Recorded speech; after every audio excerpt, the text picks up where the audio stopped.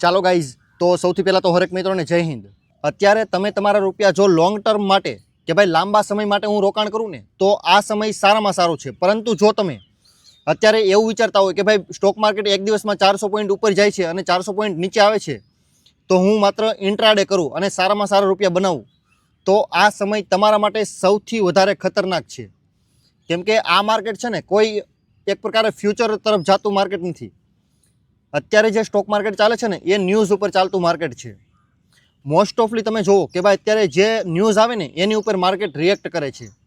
એક દિવસ ન્યૂઝ આવે કે ભાઈ વોર ચાલુ થઈ ગઈ તો માર્કેટ નીચે, બીજે દિવસે ન્યૂઝ આવે કે ભાઈ વોર 5 દિવસ માટે ઊભી રહી ગઈ, જે અત્યારે ચાલુ છે, સ્ટોક માર્કેટ 400 પોઈન્ટ ઉપર. આ સમયગાળા દરમિયાન કોઈ પણ સામાન્ય માણસ જેની પાસે અમુક કરોડ રૂપિયા હોય ને તો પણ એ સામાન્ય છે, એ માણસની કાંઈ વેલ્યુ નથી ભાઈ. કરોડ રૂપિયા લઈને બેઠો હોય ને તો પણ ભલે. ન્યૂઝ ઉપર હાલતું માર્કેટ કોઈના માટે પણ સારું નથી, એક સામાન્ય માણસ માટે. અગર તમારી પાસે એક અનધર લેવલના રૂપિયા છે કે ભાઈ ગણી ન શકાય એટલા રૂપિયા, તો તમારા માટે શાયદ સારું હોઈ શકે. પરંતુ જે માણસ એક લિમિટેડ રકમ લઈને બેઠો છે ને, જે આરામથી ગણી શકાય, ભલે કરોડમાં હોય તો પણ ભલે, એ માણસ માટે આ માર્કેટ સારું નથી. જે માણસ એવું વિચારતો હોય કે ભાઈ હું એક દિવસ પૈસા લગાડું અને બીજે દિવસે પૈસા કમાઈને બહાર નીકળી જાઉં, તો આ એ સમય નથી. Intraday, call put, future option, swing trading, આ બધું વસ્તુ કરવાનો સમય આ બિલકુલ નથી. અત્યારે તમે કરશો તો 101% પૈસા વહેલા મોડા તમે ડૂબાડશો. ટૂંક ટાઈમમાં પૈસા બનાવવાની ઈચ્છા હશે પરંતુ બનશે નહીં, ઉપર જતાં ડૂબશે. કેમ કે અત્યારે માર્કેટ ખૂબ જ વોલેટાઇલ છે. અત્યારે છે ને મોસ્ટ ઓફલી દુનિયાના દરેક માણસને રૂપિયા સારામાં સારા કમાવા છે, રૂપિયા સારામાં સારા બનાવવા છે. પરંતુ એક વસ્તુ યાદ રાખજો, દુનિયાની સૌથી મોટી મહાશક્તિ અમેરિકા, એનો વડાપ્રધાન ડોનાલ્ડ ટ્રમ્પ, એ તમારથી પણ વધારે લાલચી અને લોભી માણસ છે. તમે અગર સ્ટોક માર્કેટમાંથી માત્ર 1 લાખ રૂપિયા કમાવા માગો છો ને, એ માણસ 100 કરોડ કમાવા માગે છે મિનિમમ. જેટલી વેલ્યુ તમારે માત્ર 1-2 લાખ રૂપિયા કમાવો છે ને, એટલું જ તે એ પ્રમાણમાં એ માણસ એવું વિચારે છે કે ભાઈ હું માત્ર 100-200 કરોડ કમાઈ લઉં. જ્યાં તમારા માટે માત્ર 1 લાખ છે, એના માટે 100-200 કરોડ માત્ર 1 લાખ રૂપિયા બરાબર છે. આ રૂપિયા એ કમાવા માગે છે. અને અત્યાર સુધી એ માણસ જ્યારથી વડાપ્રધાન બન્યો છે ને ત્યારથી માંડીને અત્યાર સુધી ઓલમોસ્ટ દરેક દિવસે જેટલું એને મોકો મળ્યો ને ત્યાં સુધી એ માણસે આખા વિશ્વને એક પ્રકારે મેન્યુપ્લેટ કરવાની કોશિશ કરી કે ભાઈ વોર ચાલુ કરાવી દો, ગમે એમ સ્ટોક માર્કેટ ઉપર લઈ જાઓ, ગમે એમ નીચે લાવો, ગમે એવું બયાનબાજી કરો, ગમે એવું એક પ્રકારે ટ્વીટ કરી દો જેથી લોકો વોલેટાઇલ થાય, લોકો શેર વેચી નાખે, હું શેર ખરીદી લઉં, પાછો શેર લેવા માટે લોકોને મજબૂર કરો, શેર લેવા આવે, હું વેચી નાખું પાછો. આ રીતે માત્ર એ એક જ માણસ અત્યારે સૌથી વધારે રૂપિયા બનાવે છે, ડોનાલ્ડ ટ્રમ્પ અને એની આસપાસના લોકો. અગર તમે એવું વિચારતા હોય કે ભાઈ એ માણસનું ટ્વીટ સાંભળીને હું રોકાણ કરું, તો 101% તમારા રૂપિયા એની બાજુ શિફ્ટ થાય. તમે રૂપિયા બનાવી નહીં શકો ભાઈ. તમારી પાસે માત્ર અત્યારે એક જ રસ્તો છે કે ભાઈ અત્યારે હું લોંગ ટર્મનું ઇન્વેસ્ટમેન્ટ કરું શાંતિથી. શાંતિનો રસ્તો તમારે પસંદ કરવાનો નથી ભાઈ, આ તમારી મજબૂરી છે. શેર માર્કેટમાં જેટલું તમારે સૌથી વધારે સારું કામ કરવું હોય ને, સૌથી વધારે સારા રૂપિયા બનાવવું હોય, તો એક જ રસ્તો છે કે ભાઈ શાંતિથી કામ કરો, સમજી વિચારીને શીખીને. શાંતિથી કામ કરવું એ કાંઈ તમારી પસંદગી અથવા તો તમારો કોઈ શોખ નથી ભાઈ, મજબૂરી છે. શાંતિથી કામ નહીં કરો તો તમારા જે તમે મહેનતની કમાણી કમાણા છો ને, અગર તમે શાંતિથી કામ નહીં કરો ને તો તમારી મહેનતની કમાણીની વાત નથી કરતો, હું તમારા બાપ દાદાની વાત કરું છું. અગર એ માણસે પણ કાંઈ રૂપિયા કમાણો છે ને એ પણ તમે દઈ દેવો આ માર્કેટને, અગર શાંતિથી કામ નહીં કરો ને તો. ઓલરેડી ઘણા બધા લોકોએ આપેલા છે, 1-2 લાખ લોકોની વાત નથી કરતો, અઢળક લોકોએ આપેલા છે અને અઢળક લોકો હજી આપશે જો આ ભૂલ કરશે ને તો. સ્ટોક માર્કેટ એ કાંઈ જુગાર અથવા તો ગ્લેમ્બલ અથવા તો કાંઈ તમે ઉતાવળમાં આવીને કાંઈ પણ નોકરીની જેમ અથવા તો ધંધાની જેમ મન ફાવે મળો ચાલવા, તો આ વસ્તુ નથી ભાઈ. સ્ટોક માર્કેટના અમુક રૂલ્સ અને રેગ્યુલેશન છે. અગર એક પણ રૂલ્સ તમે બ્રેક કરશો ને તો તમારો પૈસો એકદમ સાફ કચરા પોતા મારી દે તમારા પૈસાને. તો આ વસ્તુની ભૂલ નહીં, એકદમ શાંતિથી કામ કરો. અને શાંતિથી કામ કરવું એ કાંઈ તમારી મોજ શોખની વસ્તુ નથી.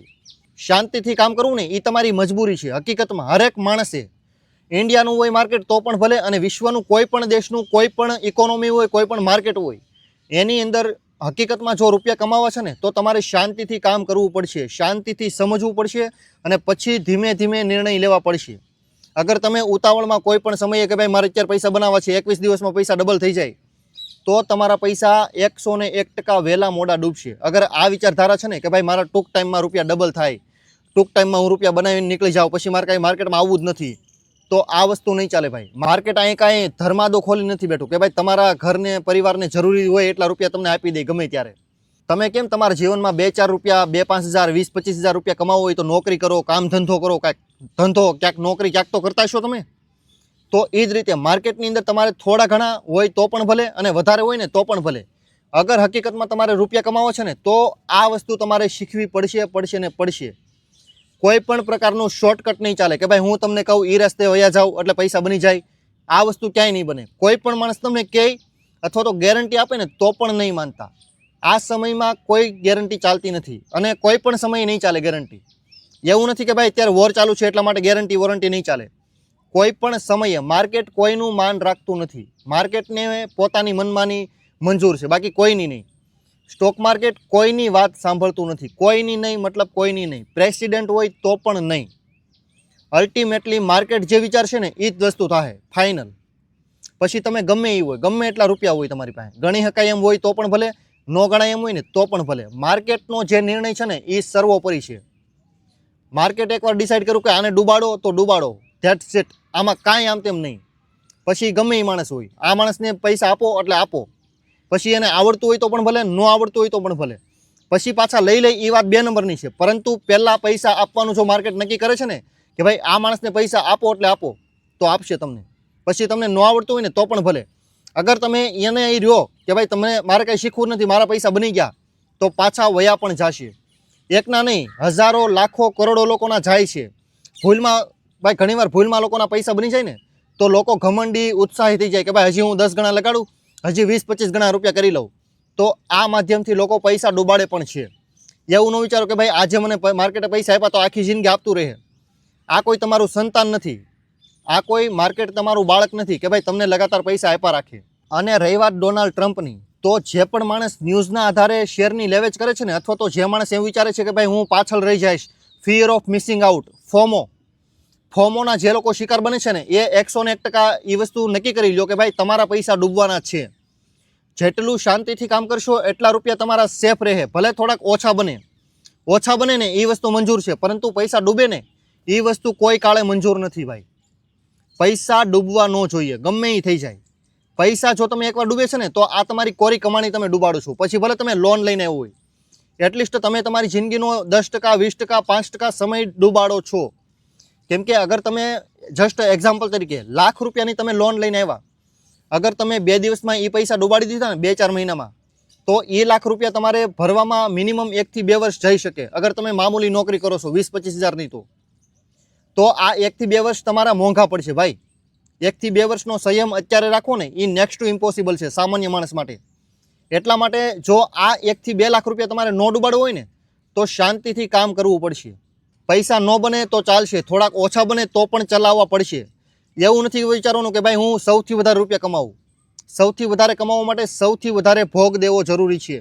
સ્ટોક માર્કેટમાં જેટલા તમારે રૂપિયા કમાવો છે ને એટલો તમારે ભોગ દેવો પડશે ને એટલું તમારે રિસ્ક લેવું પડશે. અગર તમે એવું વિચારતા હોય કે ભાઈ મારે રિસ્ક નથી લેવું, ભોગ નથી દેવો અને માત્ર રૂપિયા બનાવવા છે શોર્ટકટમાં, તો 101% તમારો રૂપિયા ડૂબશે. જેટલા હશે એટલા પૂરેપૂરા ડૂબશે આરામથી. સ્ટોક માર્કેટ એ કૂવો છે ભાઈ. વાત સાંભળી જ છે ને ભાઈ તમે? સ્ટોક માર્કેટ અવડો મોટો કૂવો છે કે ભાઈ જેટલા રૂપિયા નાખો ને એટલા આરામથી હમાઈ જાય. તમારી પાસે કાંઈ અનલિમિટેડ રૂપિયા નથી, અને અનલિમિટેડ હોય ને તો પણ કોંગ્રેચ્યુલેશન. સ્ટોક માર્કેટ પૂરેપૂરા રૂપિયા ડૂબાડી દે છે તમારા, વાઇપ આઉટ, સાફ કરી નાખશે. કોઈ ફરક નથી પડતો કે ભાઈ તમે શું કરો પછી. અને રહી વાત ડોનાલ્ડ ટ્રમ્પની, તો જે માણસ અત્યારે ન્યૂઝ જોઈને શેરની લેવેચ કરે છે અથવા તો સ્ટોક માર્કેટમાં ટૂંક ટાઈમ માટે રોકાણ કરે છે ને એ માણસ પણ અવશ્ય 101% પૈસા ડૂબાડશે અથવા તો લોસ લેહે. અલ્ટિમેટલી ડૂબે નહીં તો વાંધો નહીં, પરંતુ એટલીસ્ટ લોસ લેહે. કેમ કે ઇન્ડિયાનું સ્ટોક માર્કેટ છે ને એક વીક સ્ટોક માર્કેટ છે. ક્રૂડ ઓઇલ ઉપર ચાલતું માર્કેટ. ઓલમોસ્ટ બધા માર્કેટ ક્રૂડ ઓઇલ ઉપર ઘણા ખરા ચાલે જ છે, પરંતુ જેટલું ભારત દેશ ચાલે ને ક્રૂડ ઓઇલ ઉપર એટલો શાયદ કોઈક બીજો દેશ ચાલતો હશે. ચાઇના ચાલે છે, પરંતુ ચાઇનામાં 50 થી 51% ઇલેક્ટ્રિક વ્હીકલ છે. આપણી પાસે માત્ર 5 થી 6%. ક્યાં 5 થી 6% અને ક્યાં 51 થી 50%. આ ગેપ દેખાય છે ભાઈ ઇલેક્ટ્રિક વ્હીકલ્સ. અગર કાલે ઉઠીને ક્રૂડ ઓઇલ ન મળ્યું ને તો ઇન્ડિયા 95% બંધ થઈ જાય અને ચાઇના માત્ર 50%. હવે કયો કોને ફરક પડે વધારે? તો ઇન્ડિયાનું સ્ટોક માર્કેટ આ રીતે ખૂબ જ કમજોર છે હકીકતમાં. ચાઇનાની દ્રષ્ટિએ જોવે ને તો પણ ભલે, અને અમેરિકા, રહી વાત અમેરિકાને ઘણા ખરા લોકો એક ફ્રેન્ડ સમજતા છે, પરંતુ હું એને ફ્રેન્ડ અથવા તો બેસ્ટ ફ્રેન્ડ કાંઈ સમજતો નથી ભાઈ. એ માણસને ખબર હતી કે ભાઈ મારે વોરમાં જવાનું છે વહેલા મોડું 2-4-6 મહિનાની અંદર, તો એ માણસે પોતાનો ક્રૂડ ઓઇલનો ઇંતજામ કરી લીધો. વેનેઝુલા ઓલમોસ્ટ અટેક કરીને એનો પ્રેસિડેન્ટ એને ઘરે બેહાડી દીધો. એ માણસને ખબર હતી ભાઈ મારે ઈરાન હારે બાંધવાનું છે, ક્રૂડ ઓઇલનો ભાવ ઉપર જાય તો મોંઘવારી આવશે દેશમાં. એટલા માટે ઓલરેડી એણે ક્રૂડ ઓઇલનો ભાવ નિયંત્રણમાં રાખવા માટે પોતાના માટે માત્ર પોતાની સુખ સગવડ બંધાયેલી રહીને એટલા માટે એણે વેનેઝુલા ઝડપી લીધું. અને આખું વિશ્વ અત્યારે સફર કરે છે ક્રૂડ ઓઇલ માટે. પોતાનું ઘર બનાવી લીધું, પરંતુ બાકી બધાને ઘર વગરના કરી નાખ્યા એક પ્રકારે, રિસ્ક ઉપર બેહાડી દીધા. ત્યારે ક્રૂડ ઓઇલ જેટલું પણ મોંઘું થાય ને એટલું આખા વિશ્વની ઘણી ખરી ઇકોનોમી સફર કરશે. ઘણી બધી ઇકોનોમી એક પ્રકારે બરબાદ પણ થઈ જાય, ભૂખમરો પણ આવશે. કેમ કે એકવાર જો પેટ્રોલ અને ડીઝલ અથવા તો ક્રૂડ ઓઇલ તમે ગણો ને તો પણ ભલે, એકવાર આ વસ્તુ મોંઘી થઈ ને તો દેશની અંદર, કોઈ પણ દેશની અંદર મોંઘવારી વધવી આસાન છે ભાઈ. મોંઘવારી વધશે અને વધશે. તમારે XYZ કોઈ પણ વસ્તુ હોય, શાકભાજી હોય, કોઈ પણ ગેસનો બાટલો હોય તો પણ ભલે, અગર તમારે લેવી છે અને લઈ જવી છે ને તો એના માટે ટ્રાન્સપોર્ટની જરૂર પડશે.